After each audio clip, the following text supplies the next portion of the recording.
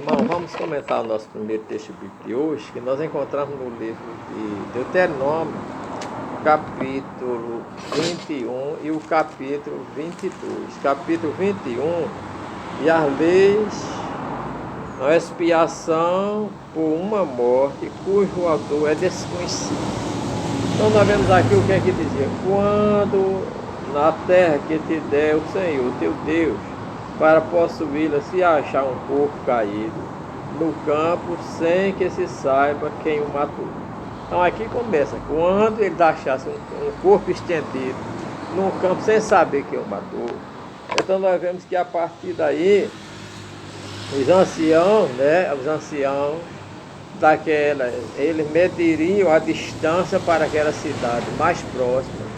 E aquela cidade mais próxima que tivesse do lugar onde a pessoa foi achada morta, eles ofereciam a Deus um sacrifício, né, a Deus, lavariam suas vestes, quem degolou aquela bezerra, se prostraria diante de Deus, né, ali, e pedia que Deus fosse propiciasse a ele, na terra de Israel, e que o Senhor não colocasse sobre o seu povo, sobre a cidade, aquela morte, visto, né, que eles, para que fosse expiado seus pecados. E a partir daí, né, eles prometiam que não tinha sido eles que mataram aquele inocente. Então nós vemos que isso aí era uma maneira para propiciar a morte daquele que foi encontrado com autor de morte desconhecido. Na verdade, a cidade mais próxima tinha que oferecer sacrifício e jurar que não foi ela, o morador daquela terra, que ofereceu tal, que cometeu tal crime.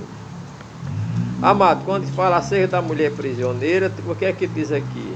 Quando saíres a peleja contra o inimigo, o Senhor teu Deus os entregar nas tuas mãos, tu dele levar prisioneiro, e entre os presbíteros mulheres formosas à vista e a cobiçares, e a quiser tomar para ti por mulher.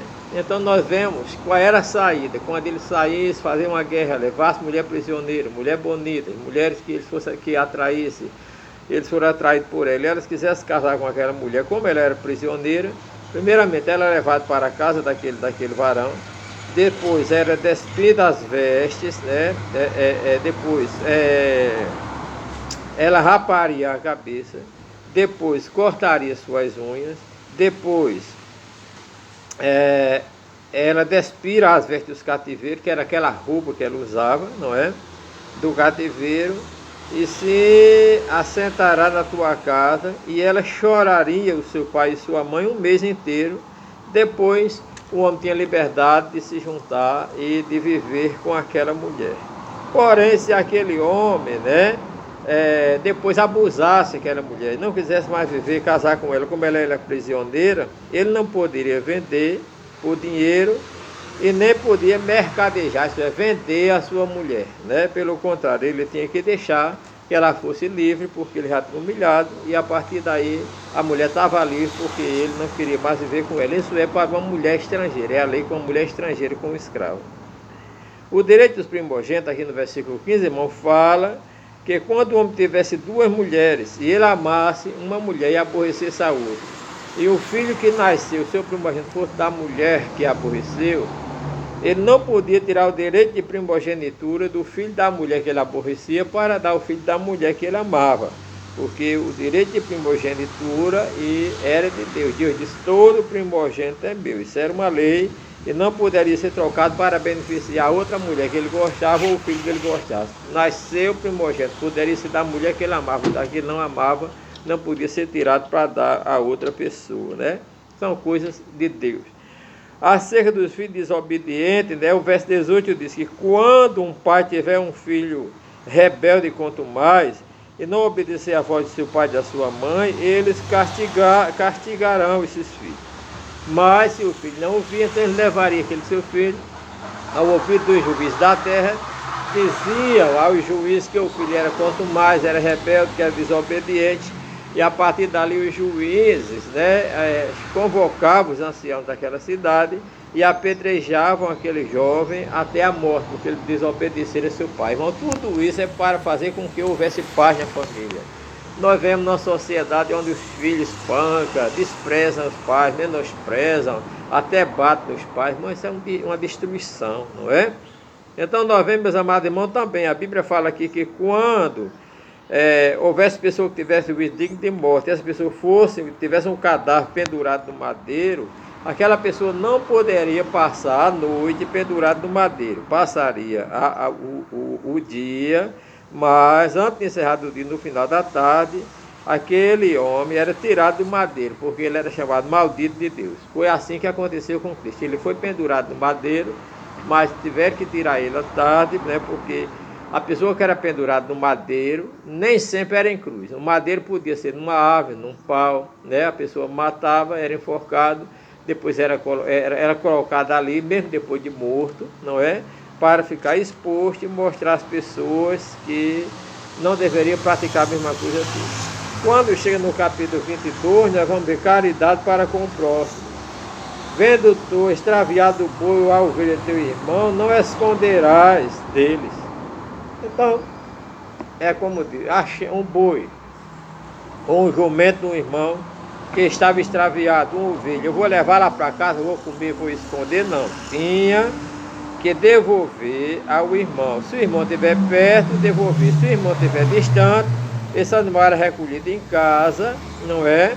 E aquele animal ficava lá até que aquele irmão viesse buscar, né? Isso era com o boi, com a vaca, com a ovelha, com o jumento, não é? Porque e com toda a coisa perdida. Olha, tem gente que diz, achado não é roubado, mas olha, se você está dentro de uma igreja, você está perto do seu vizinho, ou mesmo você está no comércio, numa empresa, no trabalho, com a tua vizinha, tu vê cair, sabe que aquele bem caiu é dela e você não entrega, praticamente é um roubo, tá certo? Porque se a gente sabe de quem é, a gente deve restituir, conforme diz a Bíblia, não é? A Bíblia diz também que o jumento do nosso irmão, ou o boi dele, a gente vendo cair, não era para deixar cair, tinha que levantar. E até o boi do inimigo, daquele inimigo que a gente visse caído, era para cuidar e não deixar morrer, conforme diz a palavra de Deus, né? Nós vemos aqui no versículo 5, diz que não haverá atrás de homem e mulher, e não vestirá o homem veste mulher, porque qualquer que isso fizer é abominação ao Senhor. Ô pastor, mas qual era a roupa de homem, qual era a roupa de mulher? Nós vamos olhar isso aqui pela cultura hebraica. Toda a sociedade tem roupa que mulher usa e tem roupa que é de homem. Então, na verdade, se um homem se veste de roupa de mulheres, e sabe que é roupa de mulher, e sai por aí andando, era isso que Deus reclamava. Mulher, homem tem que vestir roupa de homem, mulher, roupa de mulher, não é? Outra coisa que Deus diz era que quando eles encontrassem um ninho de pássaro e eles quisessem, no ninho de pássaro tivesse a mãe com os passarinhos ou com os ovos, eles deveriam levar ou os ovos ou levar os passarinhos e não levar a mãe também. Tinha que deixar a mãe para produzir, não é? Então, meus amados irmãos, tem muita coisa aqui, que aqui fala, mas eu acho importante aqui que diz, o versículo 10, com o boi e com o jumento, juntamente não lavrarás, porque é carga diferenciada. Boi e jumento não dá certo boi com boi e jumento com jumento, não é? E nem deveria usar roupa de diversos estofos, ou linho juntamente. Então nós vemos, meus amados irmãos, que ele diz, franja porás nos 4 bordas da tua manta, né? Com que te cobrir. Isso a gente já estudou acerca disso, sobre o manto, né? Que deveria ser colocado para simbolizar a separação e a separação. Então, meus amados irmãos, aqui nós vemos ainda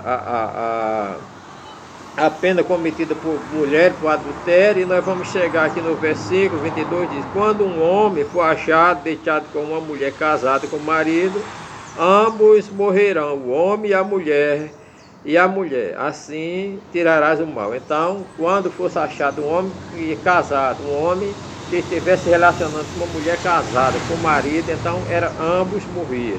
Do mesmo jeito, quando um homem estuprasse uma mulher que fosse desposada, estava para casar, ele também morreria.